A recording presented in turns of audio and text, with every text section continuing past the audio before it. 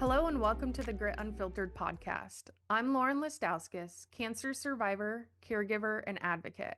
Today, I'm joined by another caregiver, Mandy, who does double duty as a mother and caregiver to her child living with GPA, granulomatosis with polyangiitis syndrome, a rare immune disorder.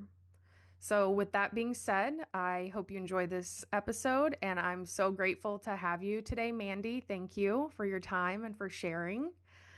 With that, we'll just jump right in. Mandy, if you could share a little bit about the process that led you to your child's diagnosis, and what are the symptoms or events that prompted you to seek medical attention? Yeah, so Zach, overall, very healthy child, doesn't get sick often, wasn't ever like a very sick baby, toddler, infant, or anything like that. Gets your normal colds here and there. Um, but we noticed in August, the beginning of August, he had a really bad sinus infection. It was just in the sinuses, and he just couldn't shake it. First week of school started.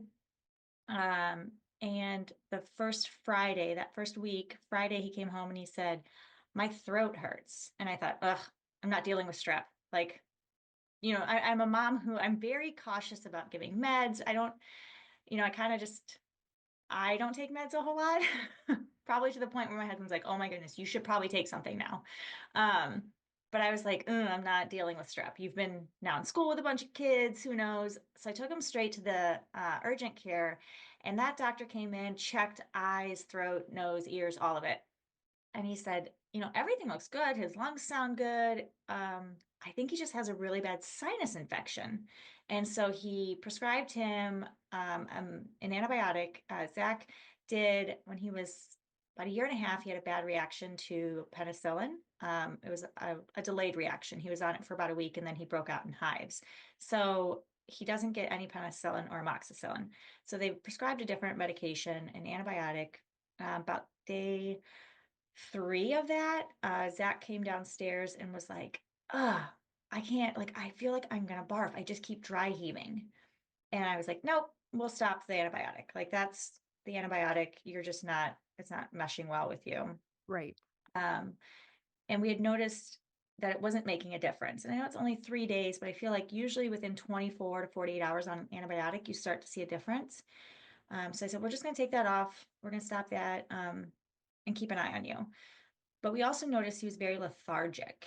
Um, we have a child who does not stop. I mean, we will tell people that boy doesn't stop. Even when he gets into bed at night, he does not stop till he actually falls asleep. We would put him in bed and you would still hear him. He'd be talking, he'd be playing.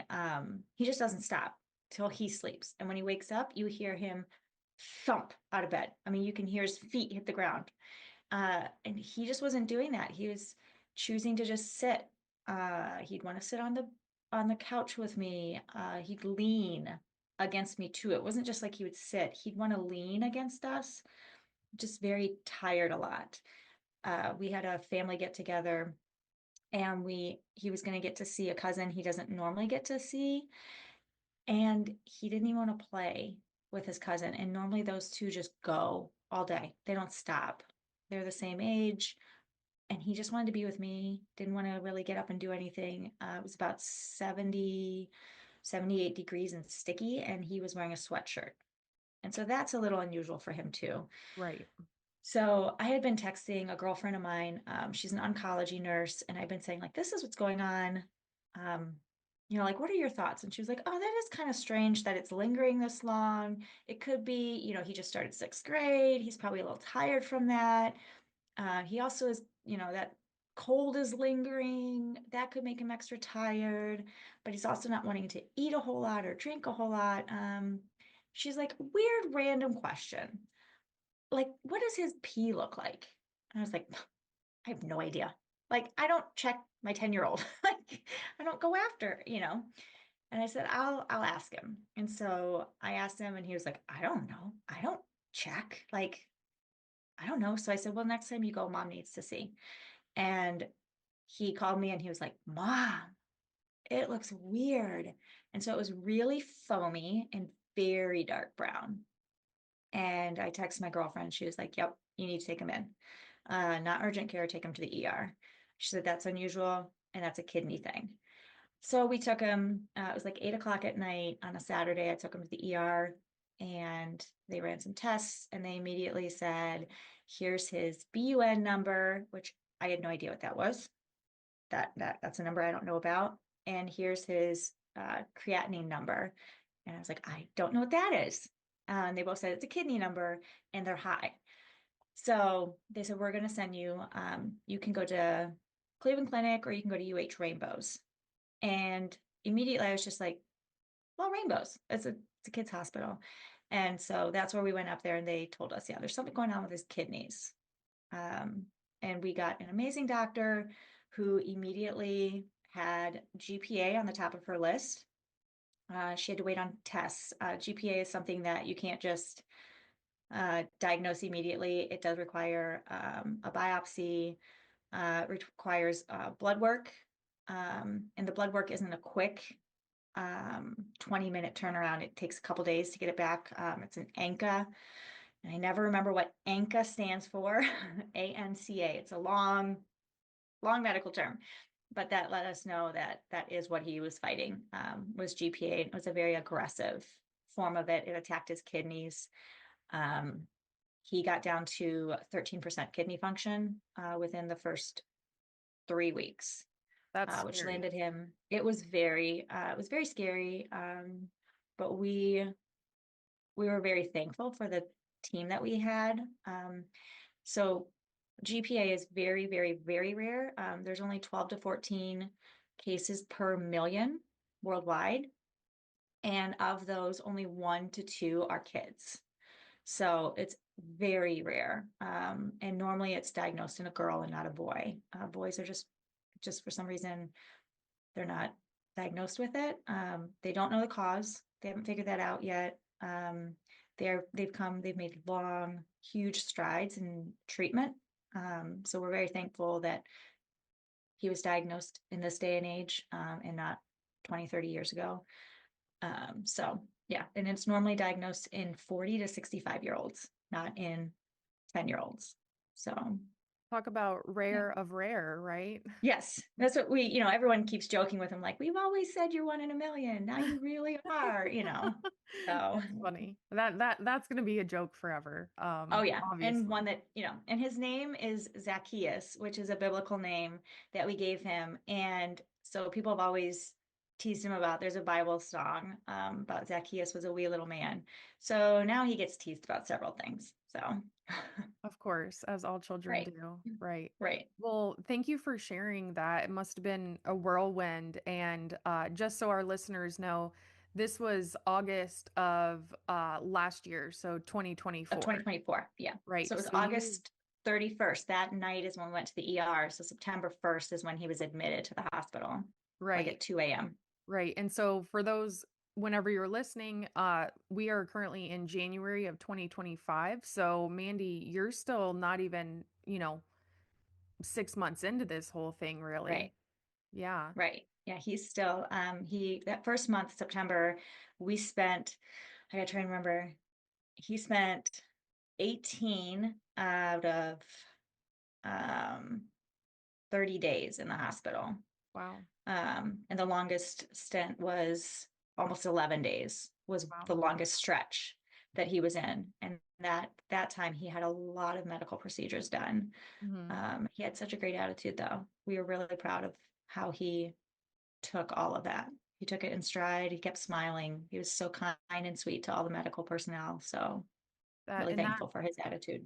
right, and that makes a difference and really just speaks to the values and the parenting that, you and your Ooh, family have that's what we done. said. And We said, yeah. look, it's all the hard work. Like, it's worth it to put in that hard work in the early years because it paid off. And we're still having to do it. It makes it harder when you have a child with a chronic disease Hmm. because he has so many hard things he's going through that you just want him to be happy and you just want to see him smile. So it's really hard when we have to say no to something, or we have to be firm, or discipline, it's harder because you feel like, oh, he already has so many bad things going on. But we keep reminding ourselves, like, this is why we do the hard things, Right. because he has good character. He has a good heart, you know? Mm-hmm. So, Right. And of course, you're newer to this and you're in this as a mom and a caregiver, but could you share with us a little bit from your understanding and what you've learned and grown to know over time? What is GPA? ooh, yeah, I knew nothing about it. So when the doctor first told us the first hospital stay, she said, I'm going to write it on the board, my top three things that I think it is. She said, please don't Google it. She said, because none of it's going to, it's going to tell you immediately that he's dying and there's no good prognosis. I did not. I obeyed her. I did not Google it. My husband did just because he wanted to get backgrounds, but I told him I don't want to hear anything until we know what it is. I don't want to hear anything. Even after she told us what it actually was, that it was GPA. Um, she still said, please don't Google. You'll find all the negativity. Um, she said, I can help you. If you have questions, I'm willing to help. And she has been phenomenal. I I can't say enough good things about her. She's his nephrologist. So she's his kidney doctor. He has a whole team. He has an immunologist, which helps with the immune side of things, a rheumatologist, which is his blood numbers, helping us with that. And then she's the main doctor we're with right now because his kidneys were so affected. But she has been phenomenal in being upfront and honest, but also giving it in such a positive way so that Zach's not worried or scared.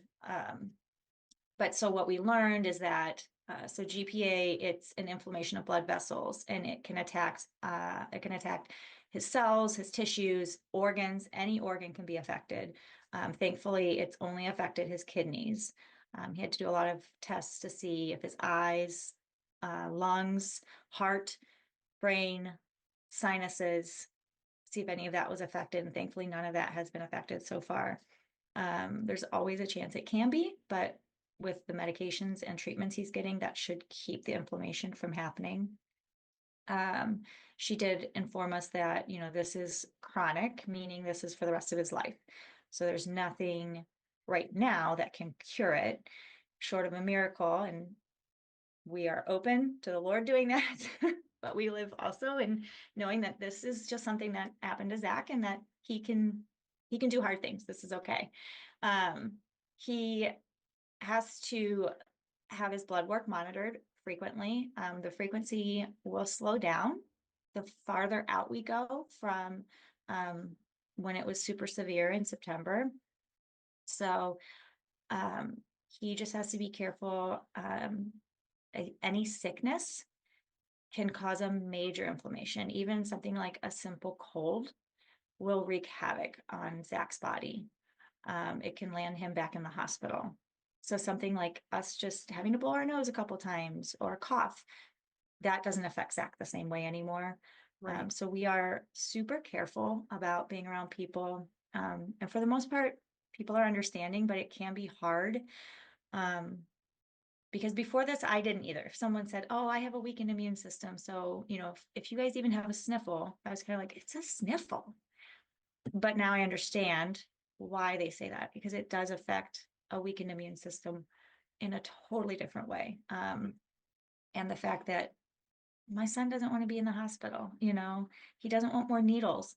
Hospitalization means lots of needles. Right. Um, and it means we can't be here. I can't be here with my daughter. And this affects her too. Right. Uh, for our son, the biggest thing is the needles. So this means for the rest of his life, needles. Right. So we're working with him on his fear of needles. We have found a therapist through his um, immunologist who will work. She has great history of working with adults, but mostly kids with needle therapy to help them overcome that fear. So That's amazing and hopefully will be yeah, helpful down the line. yeah. Right. But yeah, we learned a lot in researching in the avenues that the doctor suggested. There's ANCA101.com. I think it's .com, might be .org. that has very helpful information, very positive information, and has great resources. And vasculitis, I'd have to look up that one. I feel like because I just type in vasculitis and it pulls up the website because I go there Right. frequently. They have the same thing. They have a lot of information, a lot of helpful resources as well. Right.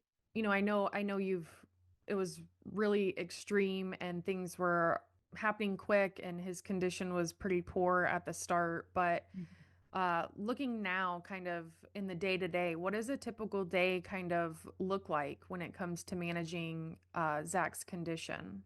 So the typical day is number one, making sure he's getting enough rest at night. It's really, really important with someone with GPA to be getting enough rest. The body needs time to, I would say, heal, but basically just to sleep, to have some downtime. So we're really protective about that with him.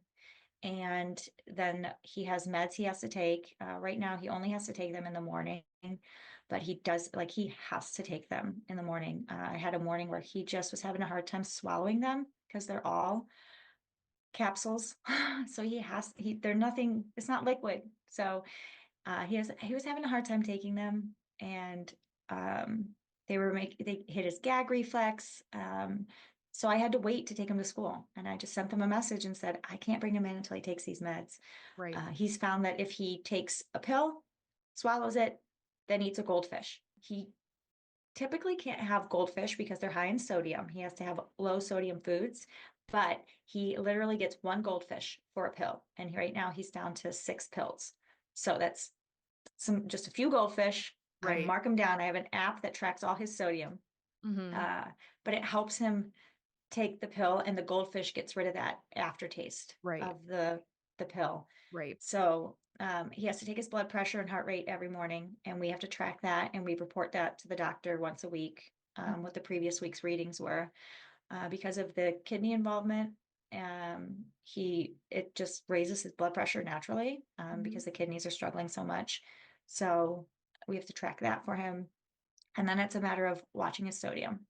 So every day, I have to mark down what he's eating and then tell him, like, did you eat anything at school that you're not telling mom? Anything that wasn't in your lunchbox? Right. Or, I know what I put in your lunchbox, so I'm going to track that. And then he'll be like, well, I didn't eat this. I gave that to a friend. Okay, well, then I can take that out of your, daily allowance. And he is really good about allowing. So if he knows, like, oh, I really want some popcorn tonight, then he's really careful throughout the day to make sure he has room at night for popcorn. Right. There are some days where he's like, I really want mac and cheese. I really want it. And that is so high in sodium. Yeah. Cheese in general is just very high. And he loves cheese. He's like me. He could eat a block of cheese in one sitting and be totally fine. But he knows he has to make room in Mm-hmm. his diet. We don't call it a diet, in his food plan. He has to make Right. room in his food plan for whatever it is, that special treat that he wants. Right. And Um, that's just amazing that, again, just for everyone listening, this has been, less than 6 months having this as yeah. part of your family's life, and that you're already doing really well with the food tracking and the planning, and that even he's caught on, even though Hmm. he's, only in sixth grade, that making those exchanges and he's picking up, he's learning. And I think that just really is so good to start that early at, not only early in his disease, but also his age, right? To just carry those behaviors forward and have that good foundation and build kind of that confidence in you and Right. him, right? And that Right. trust, and just knowing that, he is honest with you is, I'm sure, a huge relief. Because I mean, That's kids forget stuff all the time, right? Like, oh, and we've tried from the beginning, even in the hospital, when a doctor or a nurse would come in and say, how are you feeling today? What's going on? How are you, what are you doing or whatever? I always tried to really make sure that he was the one answering. Um, and he amazingly didn't become super shy, even if they were like, how are your bowel movements? How many times have you urinated? He would be like, oh, this many times. And it was like this. And I was like, good, because I want you to learn that this is you. Like, you yes. have to tell the doctor. We had an incident where he had too much sugar one day because sugar, in general, sugar-laden products do not have a lot of sodium. And my son has a sweet tooth like I do. And we've tried to explain to him, you've got to do that in moderation. Like I know that doesn't have sodium, so you just want to eat all of it, but it's not good for your body. It's bad for your kidneys. It's just bad for your health in general. It's bad for your blood pressure. It raises your blood pressure. But he just wasn't paying attention, had too much, and it did not work well for him. Spent a lot of time on the toilet. So Mm-hmm. we had to call his nephrologist, and I put her on speakerphone so she could talk him through it, and she knew what questions to ask, and he was not embarrassed. He answered her, and I was like, this is awesome because as he gets older, eventually, especially when he turns 18, mom has to step out of the picture more. You know, Right. he's going to be the one that's going to have to talk to doctors. Mom can't do it all, and so it's good that he starts learning this now. Um, because this is the rest of his life. So he has to start learning now how to advocate for himself, how to talk for himself, and explain all of these things and listen to his body. We keep telling him too, GPA isn't just what your numbers are telling you, it's how's your body feeling. Right. Um, where are you sore? Where are you aching? And thankfully, he hasn't had a whole lot of that. So that's a great thing. But he has to learn to really pay attention to how his body's feeling, because that's the number one symptom is how you're feeling.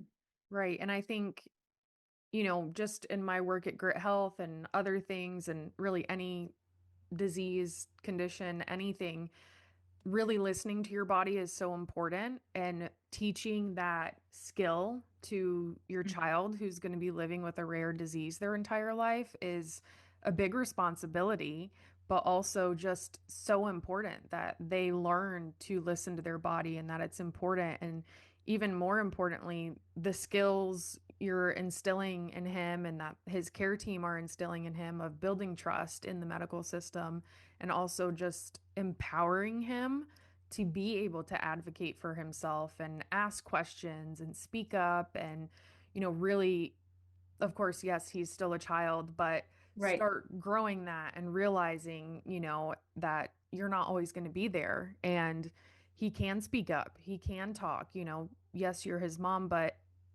it's his Yeah. body even at this point at his age. And I think that's just really important, and just going to really help him in the long run, because as you've said, this is a lifelong thing. Speaking about, this is something he's going to live with for the rest of his life. I know you're living in the today and the now, and this is still new. But do you know anything about what the future or his prognosis kind of looks like? So as of right now, the goal is you can go in remission, is what they call it with GPA, and that just means that the numbers are different for every person. So they can't ever say when you reach this ANCA number, you're in remission. Um, it's a matter of the doctor watching what his numbers do, and then at some point, definitely past the year mark, she'll say, hey, we have reached a certain point where your numbers have stayed pretty stable for X amount of time. We feel safe saying you're officially in remission. Um, what that means after that, we don't, they aren't willing to say like what his life will look like at that point, whether that means he's on a certain medication at home or no medication at home, but only every 6 months coming in and doing an infusion. They said we can't, with GPA, there's not a one size fits all. It's medication and treatment is different for every single person. Exactly. And so they said there's no manual. Like they just flip it open and go, okay, number one, we do this. Number two, we do this. Okay, we've reached step four. Great. Now we do this. Um, it's unfortunately, it's just a matter of treating every single patient very individually. Right. So the goal is remission. And then while in remission, he will always have to get blood work done just to watch his numbers. Mhm. And we move forward from there. So it's a matter of, I said, I've learned to live very much like this. Like we're just, we just live like this and we plan things, but we plan things knowing it could change. Right. We, He wants to go to camp. We want to go on vacation, but we have to make sure that whatever we do has a great cancellation policy because Right. we never know. Exactly. I will say that's one good thing, from COVID and the pandemic. I think companies and things like that have, you know, stuck somewhat to these stronger for the user, right? For the customer Right. Yeah. cancellation and refund policy. Thank goodness. So, you say you're kind of living in a waiting period or wait and see, watch what happens.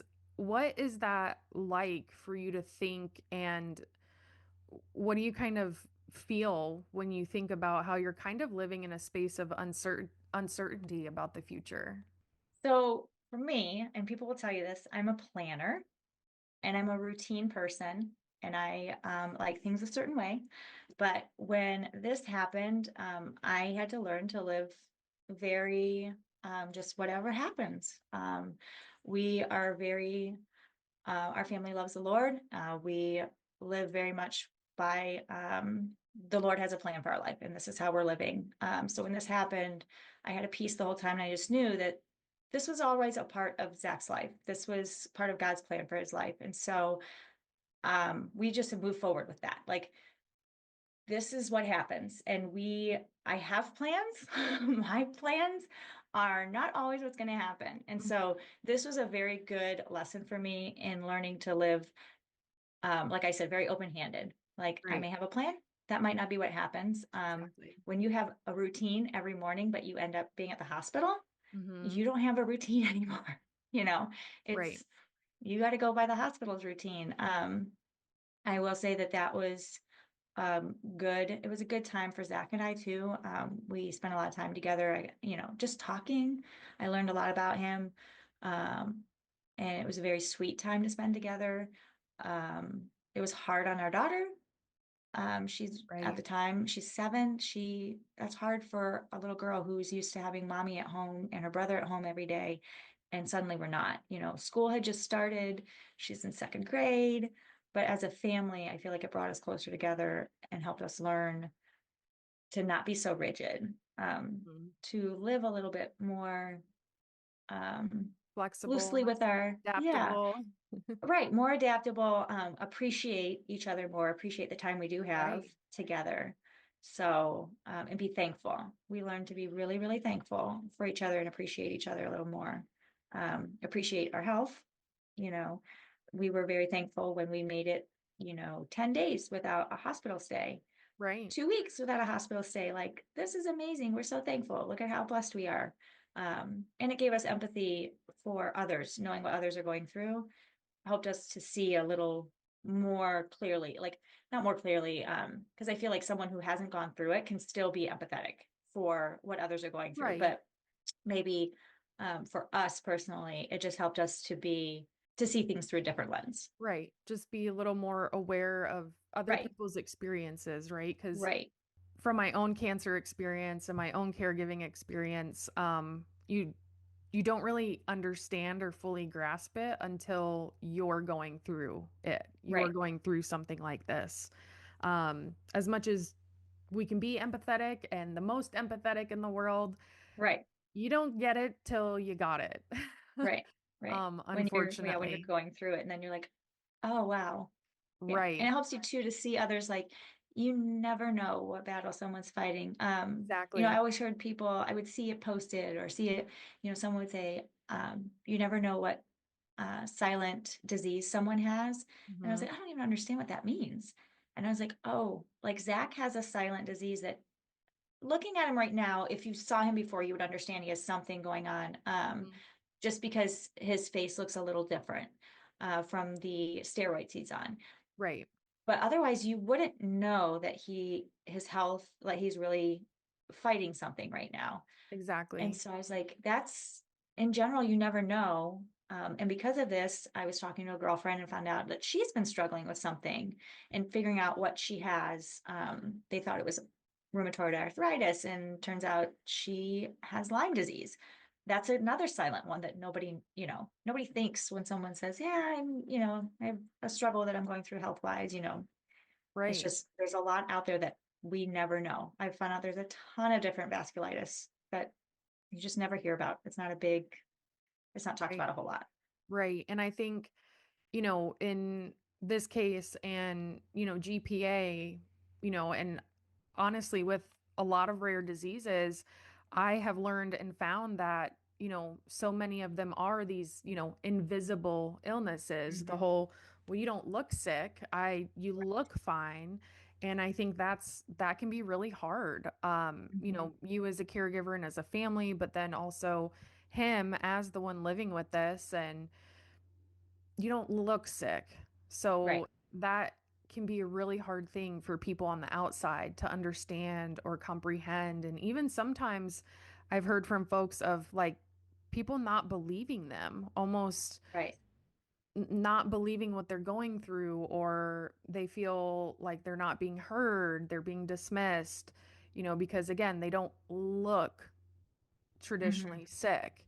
And I think that can be really hard.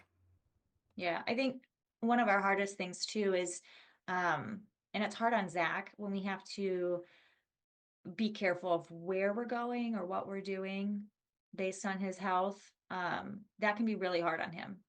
And it's hard to say to someone like, oh, well, we have to be careful, because we can't risk him getting sick, or we can't risk, like he wants to go to camp really bad this summer, but it's 6 hours away, 6.5 hours. Yeah, And so we think of all the possibilities, like if you have a flare up at camp, your medical team is 6.5 hours away.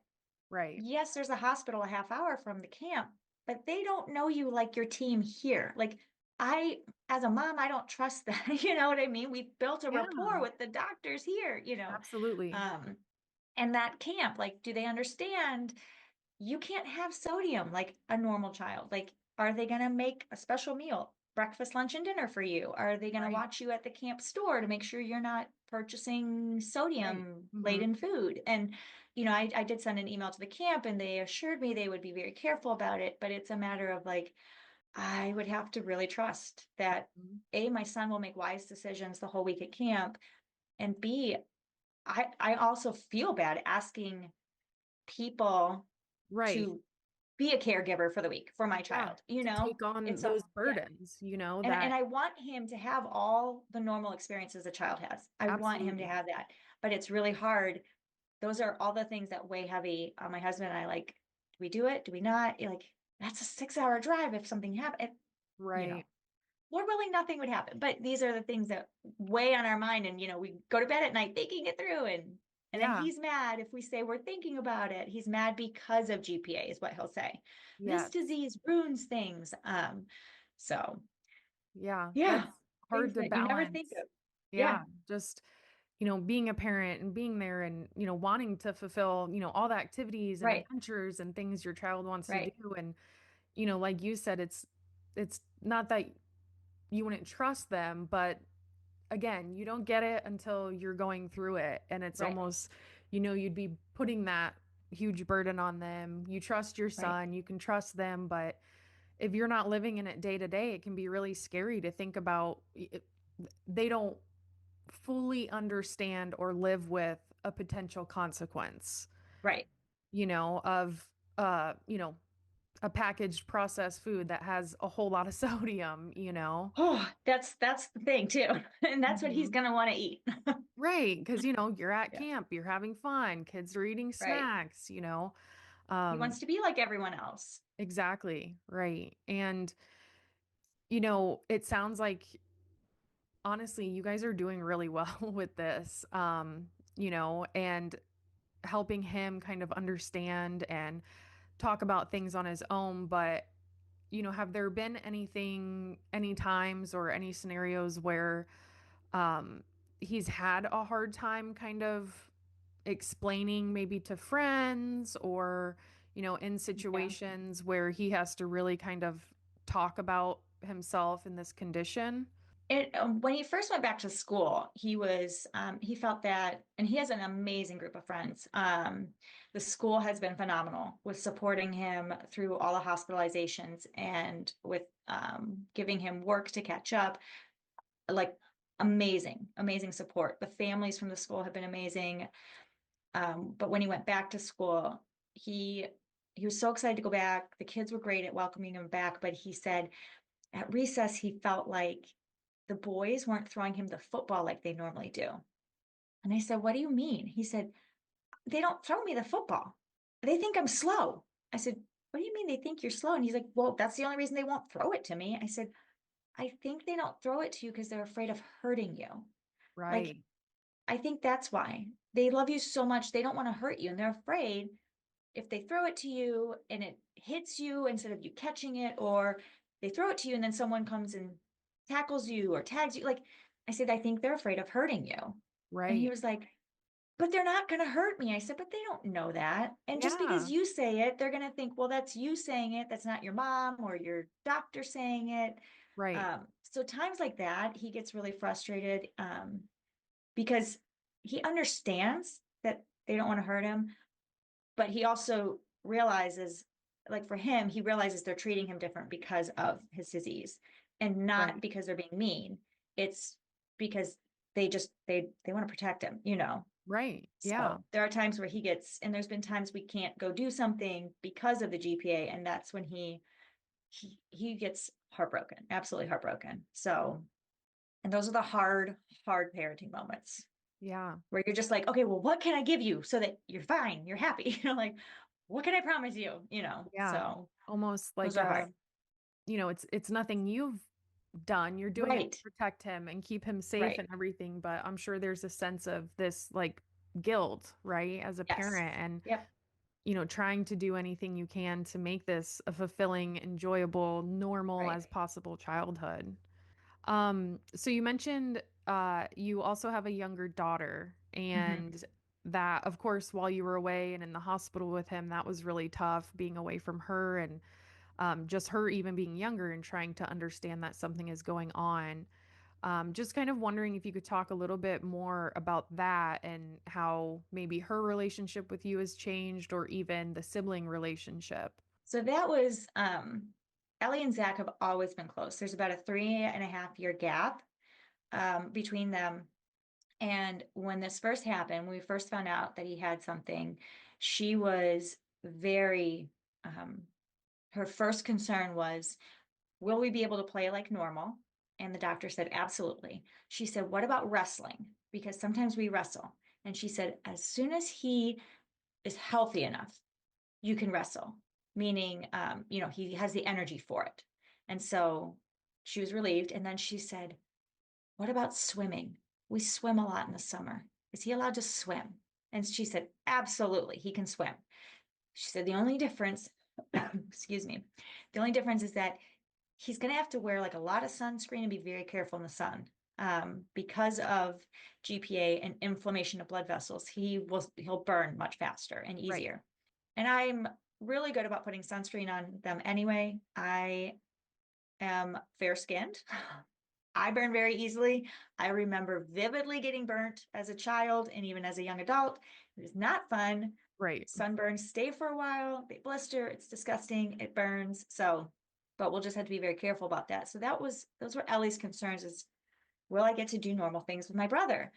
The hardest part for her was when he was hospitalized for almost 10 days or 11 days, because I stayed at the hospital the whole time. She had to Right. keep going to school. That was hard for her to go to school. And then she would come up after school. We had an amazing group of people, from family members to our church family that would pick her up from school and bring her up to see us. And then she'd go home at night with daddy. But she struggled being her normal self at school, and her teacher noticed that. But her teacher she's a phenomenal. I would text her every day and say, I'd take pictures of Zach and send it to the teacher for her to show Ellie. I would send little messages like, this is what we're doing right now. So again, the school in general has been phenomenal. I mean, I can't say enough good things about how supportive they've been through this whole ordeal. Right. The teachers in general, just so Ellie, it's been very hard on her to see her brother doing this. And Zach, of course, in the beginning was so tired all the time. We on the weekends a lot, we'll let them have they'll do sleepovers in each other's room and they'll stay up and they'll talk and we'll hear them. They'll have art lessons where one will teach the other how to draw something, or they'll draw comics and they'll do little stories to show us in the morning. Well, after he got out of the hospital, the first thing she wanted was a sleepover. And Right. so we said, yeah, sure, absolutely. He was out cold in like 2 minutes and she came crying. He's not staying awake. And so we said, I'm sorry, this is where he's at in his life right now. His body's exhausted. Hmm. But it has gotten better. I mean, he's at the point now where we have to tell them at 10 o'clock, it's enough. Like, you guys need to go to sleep. Hmm. So yeah, Right. she's very sensitive. If he got a nosebleed, which he got nosebleeds before Hmm. all of this happened. He's like me. We just get nosebleeds. But now when he gets one, she's always like, is he gonna have to go back? Does he have to go to the hospital? Right. She gets very nervous, which is a normal reaction. Absolutely. We treat it the same way. I track everything. I have a notebook I carry with me all the time. It's got every doctor's appointment, every Hmm. time he does anything. We track all this just in case it's a symptom. But It sounds like you have found or received a lot of support, yes. automatically from the school and family and friends and things like that. And I know you mentioned a couple websites that were really educational and informational. But in terms of resources, was there anything you found that was actually not helpful? So the first thing I did is I looked to see if there were any Facebook support groups. And the first one I found was for granulomatosis patients. And I got on there and I didn't realize it was primarily for adults, but it was a lot of doom and gloom. And I was like, this is awful. This is terrible. Like, I'm feeling like there's no hope for my son. People were just talking about how terrible their life was in general. And I posted something about my son just being diagnosed, and a mom quickly commented and she said, we have a parent group. It's private, you can't even find it. She said, I'm going to send you a message. And so she did, and she got me connected with the parent group, and it was night and day difference. Um, Oh. so I would say the adult group was not not a fit for me. My husband and I, we tend to always try to find positive outlook. And for me in general, like I just don't do well if someone just wants to sit there and do the doom and gloom. Right. We believe that God has a reason for everything, and we trust in what He has for our life. And so it was great to find a parent group who they said the same thing. Like, the adults that have been diagnosed usually have been diagnosed and been living with this for probably 20 years undiagnosed. And so the disease has absolutely ravaged their body. Right. Um, So you and so, can't of course, look at it they're and make the comparison. right, It's not right. And right. our children, praise the Lord, have been diagnosed at it was caught early. And so it's a night and day difference. And they've also been put on a treatment plan that wasn't available for Right. some adults who were diagnosed 20 years ago. And so their outlook is different. Hmm. So yeah, I would say for any parent that's going through this or any other rare disease, just be careful what support group you're finding. Right. And And the internet yeah, can be a wonderful place, and social yes, media was obviously something I went to right away when I was diagnosed right, with cancer, and finding those private Facebook groups or support pages. But at the same time, it's easy to forget that these are people and everybody has their own unique experience. And especially with a rare disease that is so individualized, like what your right, son has. And on top of that, at the end of the day, these are people, those are not doctors, those are not right, researchers, that right. people are sharing just from their own personal experience. And you got to be careful with what you read and who you're connecting with, and just be Yes, cognizant and safe. yes, Love it. Love that social media makes connections so right. easy, but I'm always cautioning people, like, please be Yes, careful. Not yes, everything you read is true. right. And it depends on the day. I was like, maybe these people that are posting are just having a really hard day. And but I can't keep Right, looking at that because it was just, I was like, this is what he has to look forward to. Like, right. oh, It can be easy, speaking from personal experience and other people I know, to have those pity party days, I like to call right, them. But, when you're the parent and this is life from here on out, you can't sit in that space for too long. You right, have to look right. forward. You have to kind of be there as that strong person and role model. Right. So, kind of on that note, I was wondering, with everything you have going on and dealing with as, not only a parent, but a caregiver now, how do you personally take care of you while navigating the daily demands of caregiving? I do a lot of prayer. Um, and we do nightly devotions as a family, but then I spend a lot of time in prayer with the Lord. I've found my faith has really been uh, growing a lot. I found I had to rely on the Lord for this. I didn't know what was happening to my son. I didn't know what the outcome was going to be. I don't know the reason for it, why my now 11-year-old son has this, and it's lifelong. But my main source of comfort and how to make so that I'm healthy, how that I'm happy, how that I'm able to give my family and my son what they need and what they need from me is to make sure that I'm getting my quiet time with the Lord. Right. Um, that is important for me. And as long as I have that, then I'm able to be able to give my family what they need. Do you feel like you have figured out or done a good job or can maybe kind of still improve on really prioritizing that time for yourself, right? Because I'm sure you're busy doing a million things and your mind is going, going, Yeah. going. But, sometimes even in a regular day for what I call a normal person, it can be hard to like cut out 5, 10, 20 minutes, here and there to really do something you want to do for yourself. Yeah. I so like I said, I'm a routine person. So my quiet time with the Lord is first thing in the morning. And so thus far that has been able to stay. Even when we were in the hospital, that was my first thing I did in the morning. Uh, I would say probably 99% of the time I was up before Zach anyway. Mhm. So as long as I get that in first thing in the morning, Yep. it's good. It's very rare that my family's up before me. I'm just a morning person. Mhm. So I'm very strict about what time I go to bed. I'm usually in bed by 10. My husband will let you know. I'm usually falling asleep on the couch by 9:30. So by 10 o'clock, I'm in bed and I'm just naturally awake by between 5:30, 5:45. And so Mhm. that's my personal time to make sure I have my quiet time with the Lord and able to do that so that Right. I can then turn around and be ready for my family, be Right. ready for what the day has. And I think in your case that's, a benefit, right? That you're kind of up before Yeah, craziness of the household, waking up and everything. But even something like that, if you weren't, right, in that case, make that commitment to yourself right. and your Yes. well-being of, okay, maybe I do need to set my alarm or wake up 15, 20 minutes earlier so I can really make sure I have that uninterrupted time to do something for me. Yeah. I think is just so important, especially when you're giving so much and doing so much.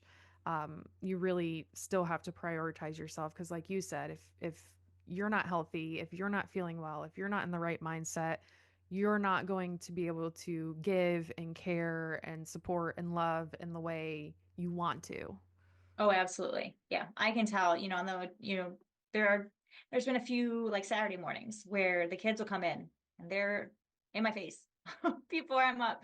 And, you know, all the good intentions in the world, mom is going to have a short fuse if I have not made sure that I've had my quiet time or I've had a few minutes to get up. I mean, because they are wide awake when they wake up and they are, I want this and can we do this? And I've thought about it and I want to blah, blah, blah. And you're going, I am not awake yet.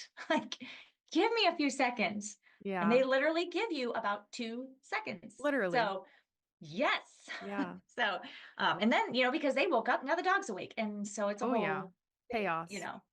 right. So yeah, I would for sure, it's very important to me to have Good. those few minutes in the morning Right. to pray and to seek what the Lord has for me and then be able to move on. Right. And so, before we wrap up, I'm wondering if there's one piece of advice that you could give to other parents who find themselves as caregivers for their children, what would it be? It would be community for sure. Community. We have an amazing church family. We loved them before all of this, but we were blown away by the support we got from them and our family during this. We had people bringing us meals to the hospital, and the hospital is a solid 50 minutes, 45, 50 minutes for most of Wow. them. They were bringing us warm meals to the homemade. I want to emphasize that homemade meals to the hospital. It was amazing. You know, my husband loves to eat out, but even he said, he was like, I didn't realize how much I would miss a homemade meal. Mm-hmm. And it was amazing. And we, you know, once Zach was put on a low sodium diet, we had people who were like, oh, well, we're going to research this and we're going to make a meal that Zach can eat. And that warmed my heart as a Right. mom to know that somebody cared enough to make sure that they brought a meal that Zach could eat so that I didn't have to get something separate for him. Right. And then they were sending us resources like, hey, I found this website. My sister put together a whole Google Drive and she had Mhm. all kinds of resources in there for me. And just the way that people really stepped up to say, we're here for you guys. He was actually in the hospital for his 11th birthday. And we had so many people come in and out that day. I thought for sure the hospital was going to tell us, we're done. Like, you need to, like, no more people. We're not letting anyone else in this room or on Right. this floor. Like, period. That's enough. And Zach said that was actually his favorite birthday ever Oh, because he love felt that. so loved because of all the people that just made sure he realized they were thinking of him that day. They wanted to make sure that his 11th birthday was not forgotten. So, community, just be willing to be loved. It was Yes. hard for me to accept when people said, we want to bring you a meal. They realized that Craig was driving back and forth every day to the hospital. He works remote, so it worked out wonderful. His company has been great with that. And they said, we want to send you gas cards. We want to send you, you know, DoorDash money. And we were like, you know, my first instinct was like, no, absolutely Right. not. Like, I am not, no, we're fine. We're fine. And they're like, no, like, seriously, let us do this for you. Yep. And I, I'll be honest, begrudgingly said yes to begin with.